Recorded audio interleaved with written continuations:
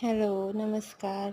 तर आज सई आणि मी सकाळचं सगळं काही कामं आवरून सुवासिनीच्या कार्यक्रमाला जेवणासाठी गेलतो. तर तिकडून आलो तर म्हणलं इकडं काम चालू आहे, इकडं चक्कर मारावा. तर इकडं बरेचसे मी कामं आवरून घेतलं होतं.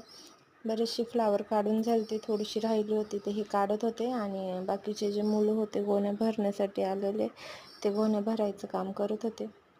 तर आज वातावरण पण फ्लावरला सुटेबल असं काही नाही आहे. ऊन तर पडलेलंच नाही, नुसता रिमझिम पाऊस येतो, थोडा वेळ येतो जातो, येतो जातो. त्याच्यामुळे फ्लावरचं थोडंसं काम अवघडच आहे.